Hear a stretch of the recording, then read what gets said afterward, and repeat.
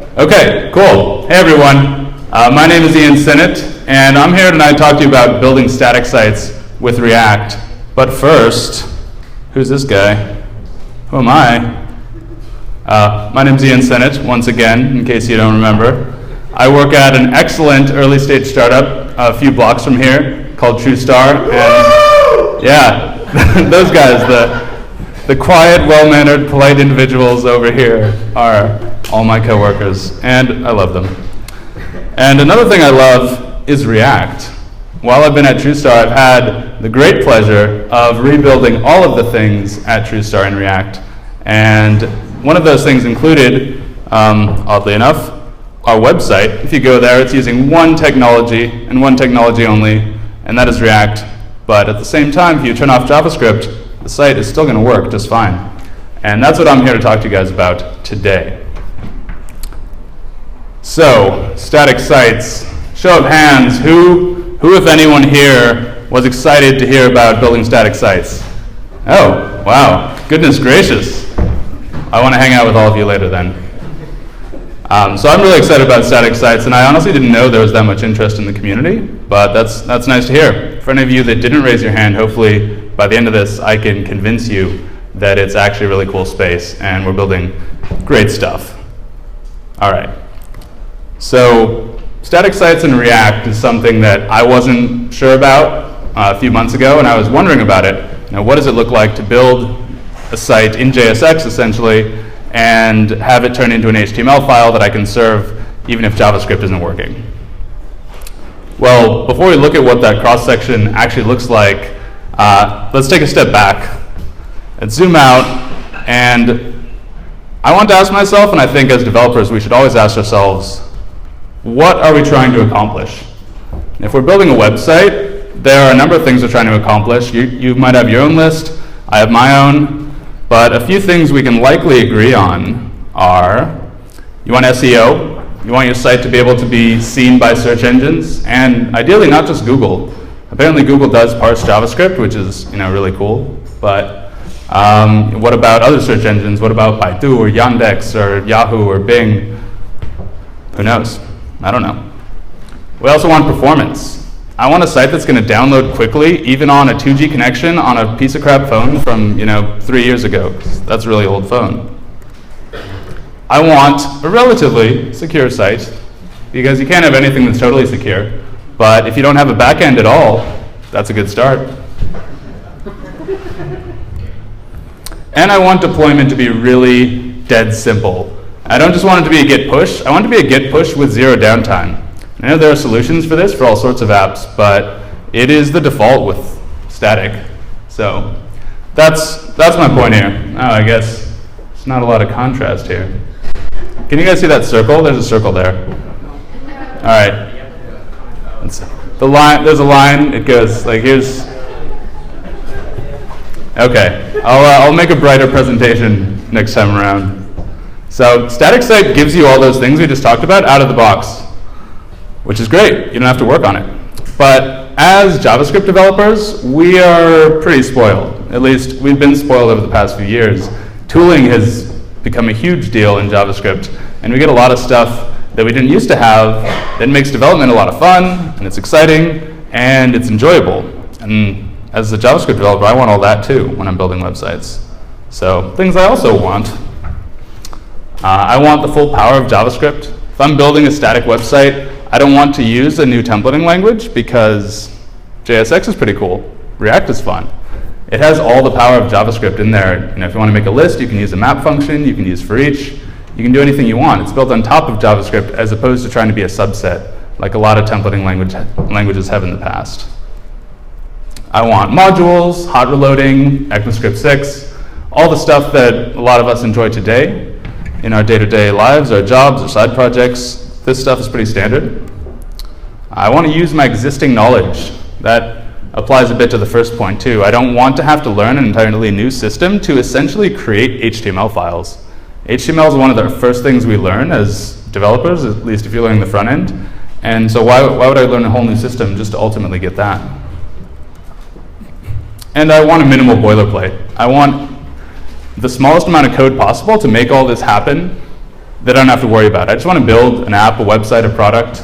I don't want to worry about the code that's making that thing get built. Just want to build it. So React can give us some of that.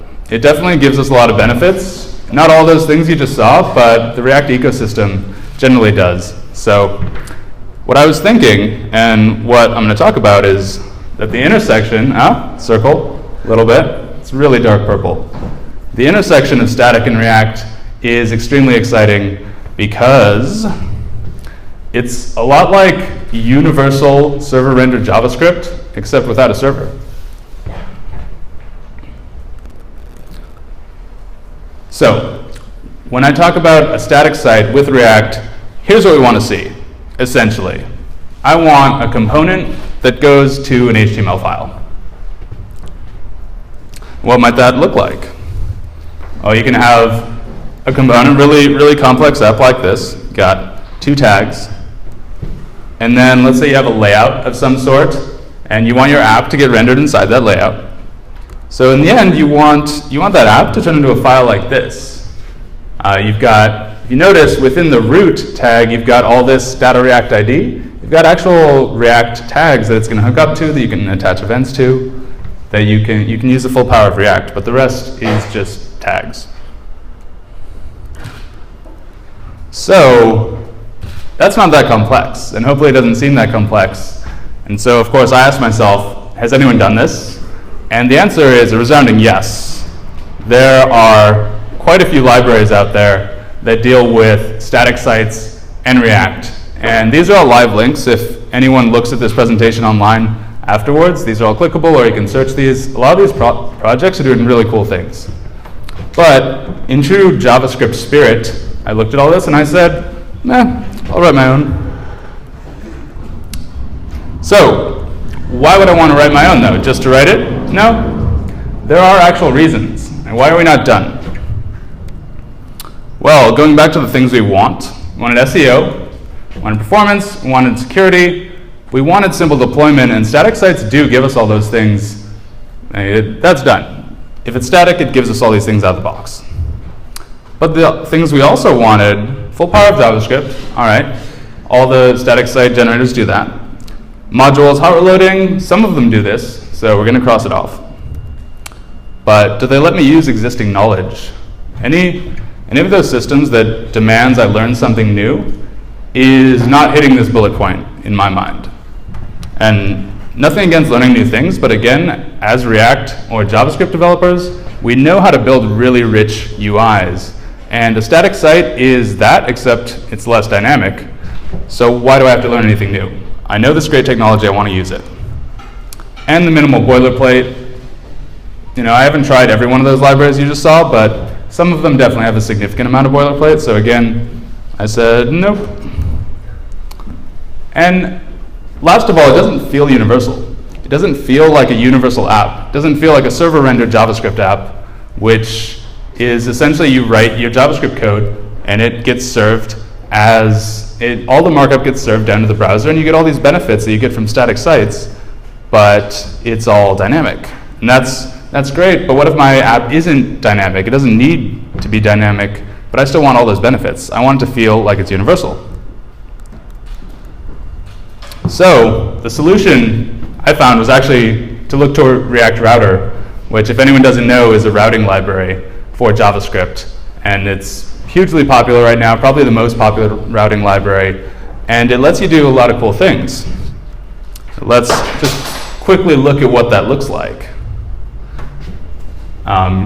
If you're using React Router, you import some stuff from it, and you import some of your own components, standard React components, and you build a configuration for those components, and this tells your site how it's going to get routed. If I click on a link, it can go to the About page or the Home page, and if I enter a URL that doesn't exist, it'll get matched and show the not found component. So what is React Router giving us? It describes your routes. It describes where things are in your application. It can describe nested routes, so infinite nesting if that's what you want. If you want to have 50 slashes in your URL, it can handle that. And most importantly, it already works for server-side rendering, aka universal JavaScript. it works great. So the question is when I saw this, let's look at the routes again. When I see this, I actually see static files. I think this could easily turn into these files. We've got an index route, we've got an about route, and we've got everything else, which is just 404. And that can easily map to an index page, an about page, and a 404 page in HTML. So when I saw this, I thought, why can't we just have that? The routes are described, the pages are described, turn them into static files for me. So that's what we're going to do. Demo time.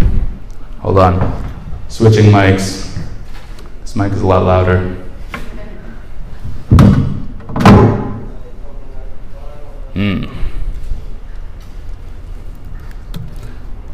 Exit.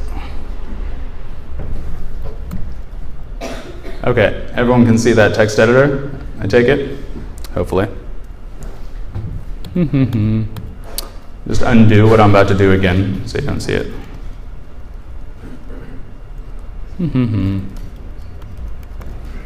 So this is the file you just saw, the routes file, and it's live code. It works. If I go over a tab, hopefully we can see it. All right, I have to start it. Start up, it's listening. Is it going to work? Yes. Here's an app, live React app. Let's go to the home page.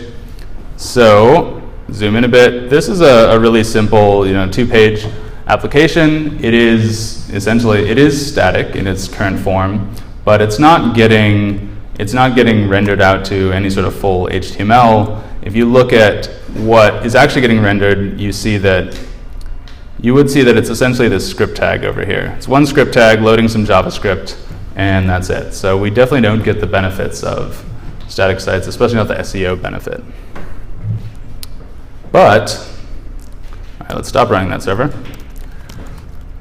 But if we wanted static files to come out of this, it'd be great if we just had a build step to do that, because it's all described already. We have our markup, we have our routes, we know what we want, and we can do that. These are my HTML files. With just running a build command, you can actually turn a router config into a bunch of HTML files that you can just throw up on whatever server you want. And what's really cool about this is it doesn't require you to learn anything new. Essentially, if you hook up the command right, then it's just going to work, and you can just build out your app. So looking back at this, there's this really cool contact form that I built and haven't imported yet. I want to add a link to my contact form. So I can go to the routes, and I need to import it, contact form. I want a new contact page.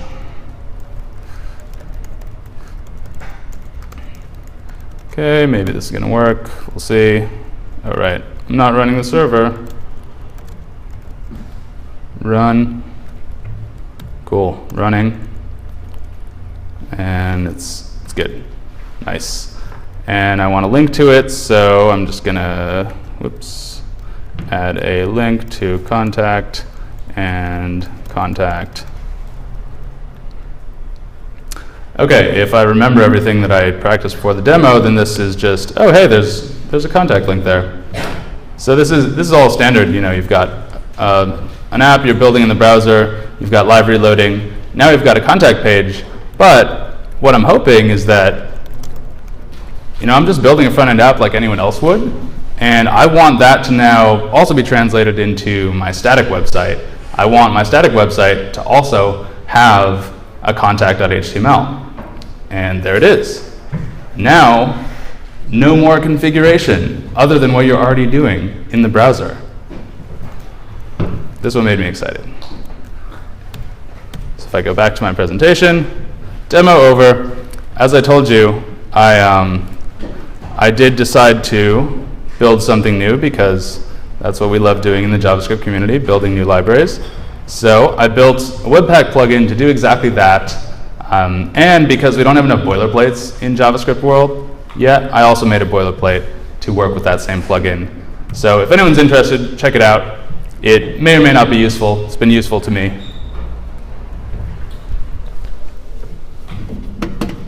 Switching back mics. So the things that we originally wanted, we now have. We can use all the existing knowledge we have. We build front-end apps, and they turn into static sites. And there's a minimal boilerplate because it's all encapsulated in the logic of some external plugin. It's a dependency. We use 1 million dependencies in all our apps already. So the boilerplate is pretty minimal. And a workflow for this looks like build your app as you would always build your app. You run a command, and then you have a static site that you can do anything you want with. So this is not, none of this is to say that servers are going anywhere. You shouldn't use a server. If you have a database, you probably need a server. If you have an API, you probably need a server for that too. But do you really need a server? There have been a lot of cool things happening in the space of static websites and services surrounding the space that might make it so you don't need one.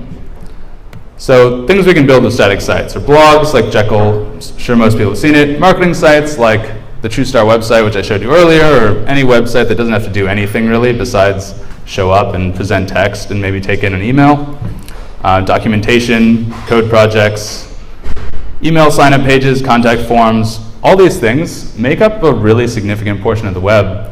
And a lot of these things, a lot of people build backends for these things when they probably don't honestly need a backend, and they might be missing out on a lot of the benefits that you get from just building a static site instead. So, how do you build a contact form in a website without a backend? You can use online form services. You can use static site hosts. Companies that do static hosting often provide this feature because it's so common. Commenting, you've probably all seen Discuss, even if you have never used it yourself. It's all over the web. You can throw that up on a site. Even better, you can spin up a bunch of Lambdas on AWS, or assumedly at some point in the future, Google will have something to compete with them, and then hook it up to their API gateway. And you just now have functions that can run in the cloud, just like a server would, but without the actual server. And there's even a framework to handle that for you, because AWS you can make a career out of that in and of itself. So we probably don't all want to learn how to interact with AWS. And there's this framework that helps people do that. So the final point is that static is pretty cool. I highly recommend everyone check it out. No need that you use anything I built. Check out those other things that already exist. But look at this space. It's come a long way, and I think it should take over more of the web. Dynamic sites and databases and backends are always going to be around, and that's great. But I think we've been using them for more than they're needed for in the past. So have a look at static. And I'm Ian. If anyone wants to talk about this later, this is my contact info. Thank you.